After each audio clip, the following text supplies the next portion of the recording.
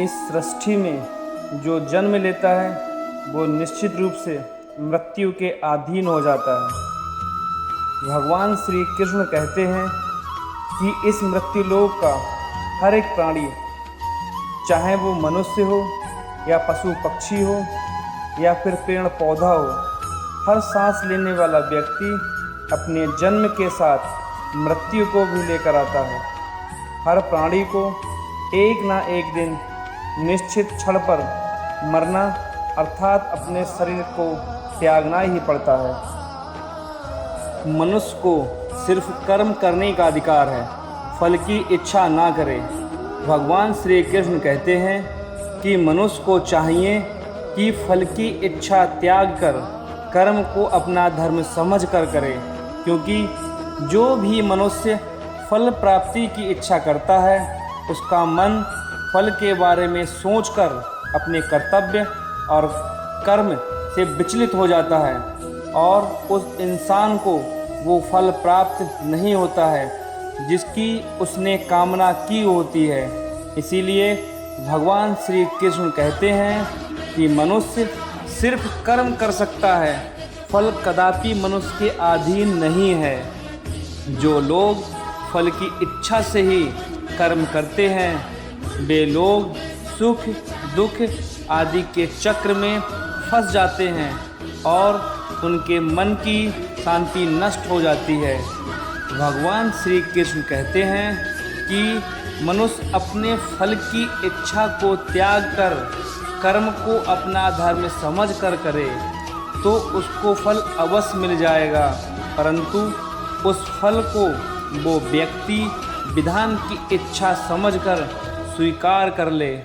और ज्ञानी व्यक्ति भी इसी योग को अपनाकर कर्मयोगी बन जाते हैं। इस विश्व में केवल शरीर मरते हैं, लेकिन आत्मा अविनाशी है।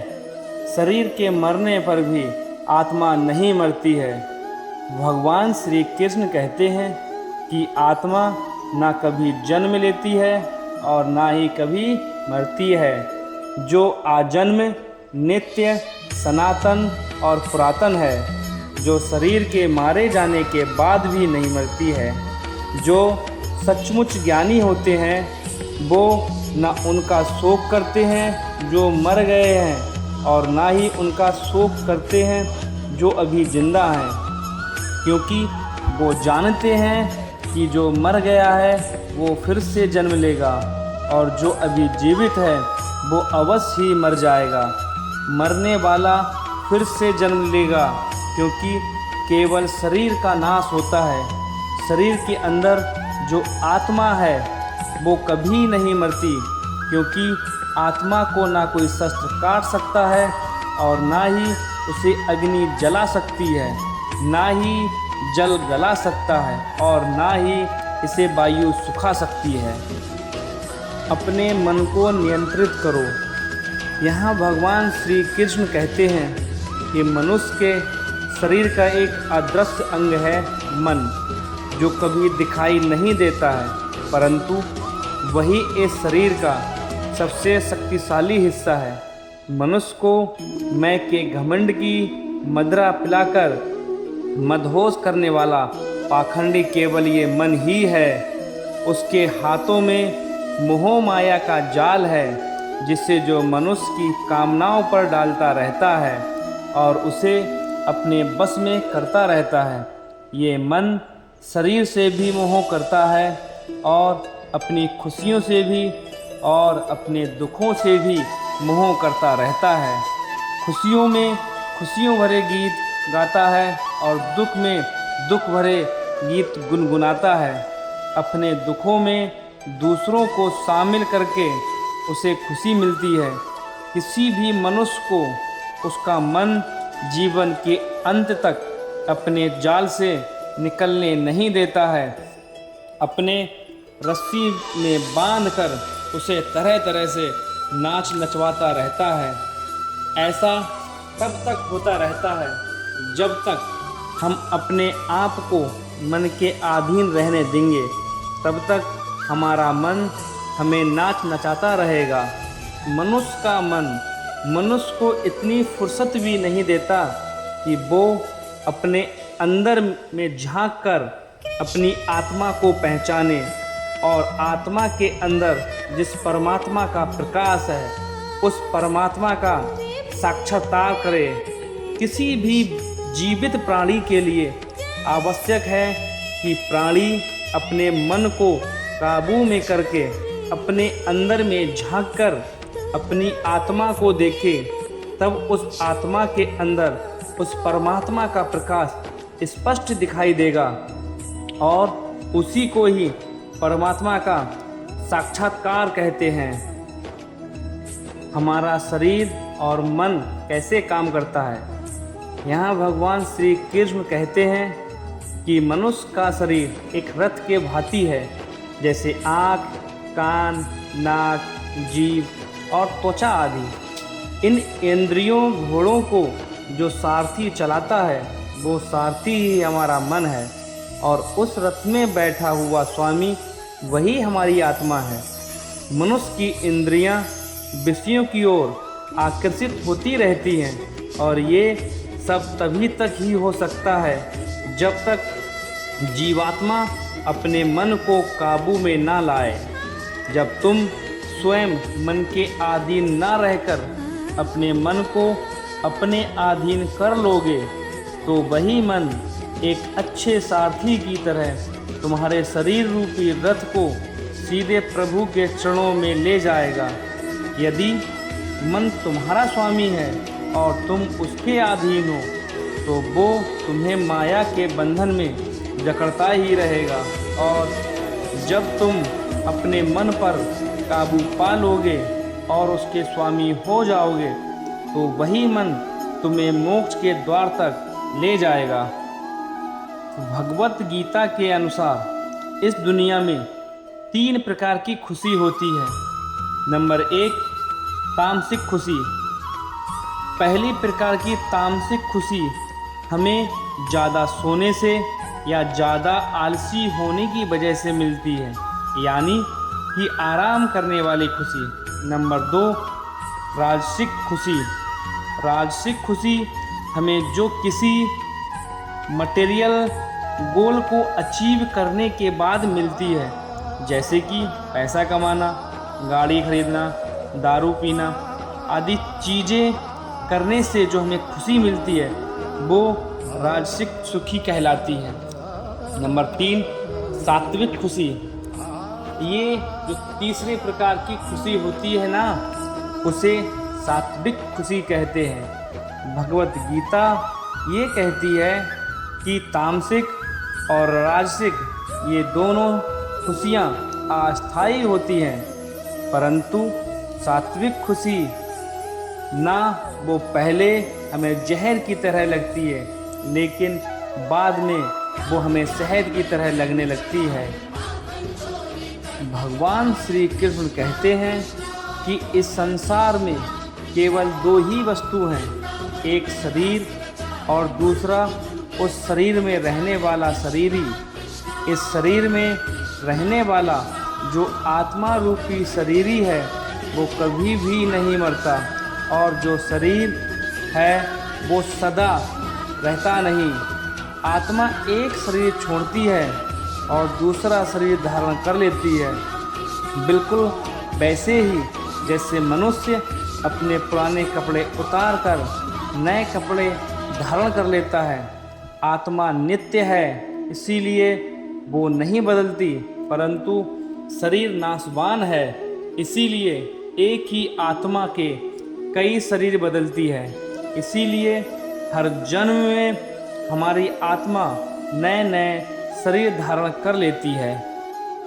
प्रारब्ध केवल मनुष्य का बनता है। यहाँ भगवान श्री कृष्ण कहते हैं कि अगर कोई सांप किसी मनुष्य को अकारण काटता है तो उस सांप को उसका पाप नहीं लगेगा और ठीक उसी तरह शेर दूसरे जानवर की हत्या करता है तो उसका उसे पाप नहीं लगेगा।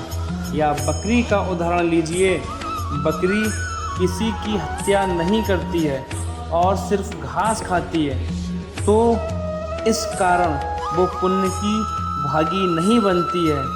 पाप पुण्य का लेखा जोखा अर्थात प्रारब्ध केवल मनुष्य का बनता है। इसका अर्थ ये है कि अगर कोई पशु किसी की अकारण हत्या कर देता है तो उसे पाप नहीं लगेगा, लेकिन अगर कोई मनुष्य किसी भी जीवित प्राणी की अकारण हत्या कर देता है तो उसे उसका पाप लगेगा, क्योंकि इस पृथ्वी लोक पर और समस्त प्राणियों में जो विवेकशील है वो अच्छे और बुरे की पहचान रख सकता है, और वो मनुष्य छोड़कर कोई और प्राणी नहीं कर सकता। इसीलिए जब मनुष्य अपने पाप और पुण्य जब भोग लेता है तो उसे फिर से मनुष्य की योनि में भेज दिया जाता है। एक ही कर्म किसी के लिए पाप बन जाता है और दूसरे के लिए पुण्य बन जाता है। एक मनुष्य किसी कमज़ोर और बूढ़े व्यक्ति का धन लूटने के लिए उसकी हत्या कर देता है तो उस व्यक्ति को निश्चित ही उसके द्वारा किए गए कर्म का पाप लगता है। और यदि दुष्ट मनुष्य किसी स्त्री के साथ जबरदस्ती बलात्कार करने की कोशिश कर रहा है तो उस स्त्री की रक्षा करने के लिए अगर कोई व्यक्ति उस दुष्ट मनुष्य की हत्या कर देता है तो उसे पाप नहीं लगेगा बल्कि पुण्य लगता है।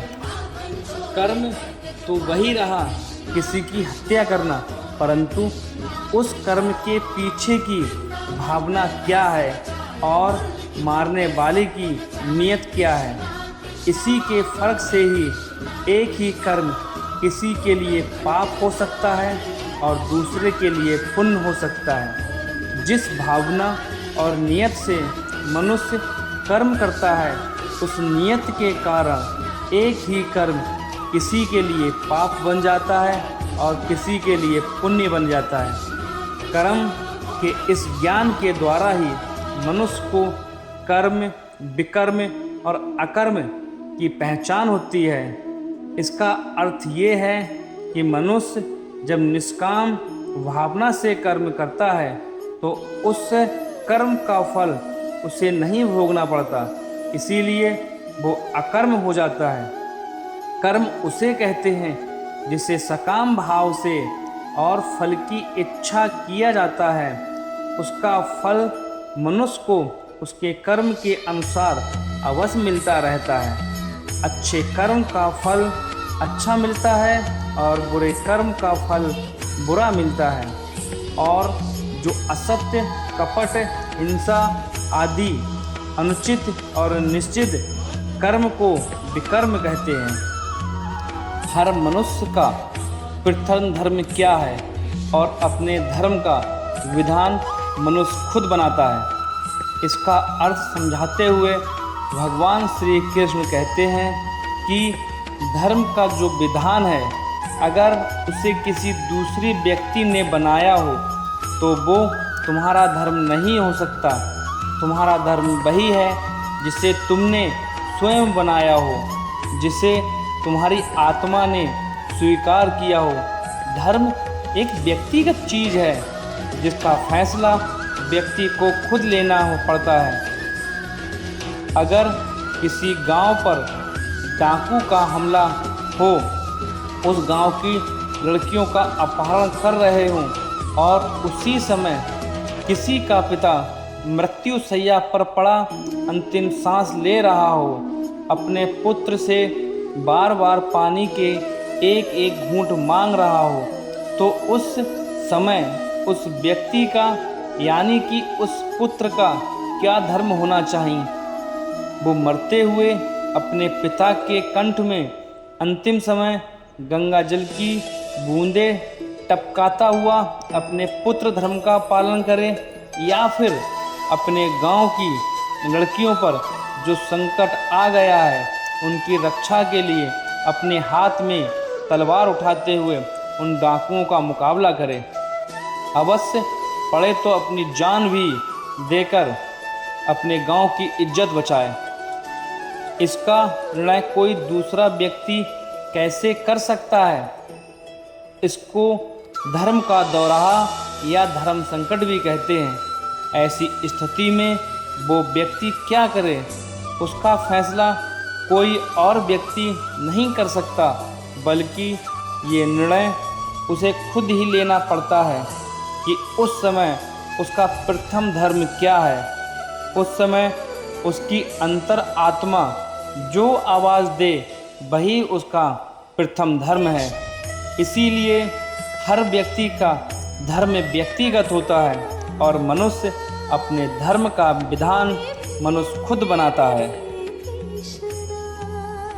जिस मनुष्य में हारने की चिंताएं कम और जीतने की ख्वाहिश ज़्यादा होती है, वह मनुष्य मन से बहुत शक्तिशाली होता है। जीवन में सब कुछ हासिल कर लीजिए या गवा दीजिए, मगर अपने स्वार्थ के लिए किसी का इस्तेमाल मत कीजिएगा। जिस तरह थोड़ी सी औषधि भयंकर रोगों को शांत कर देती है, ठीक उसी तरह ईश्वर की थोड़ी सी भक्ति बहुत से कष्ट और दुखों का नाश कर देती है। कभी कभी अपनी ज़िंदगी में आगे बढ़ने के लिए उन चीज़ों और व्यक्तियों को भी त्यागना पड़ता है जो कभी तुम्हारे हृदय की गहराइयों में विलीन थे।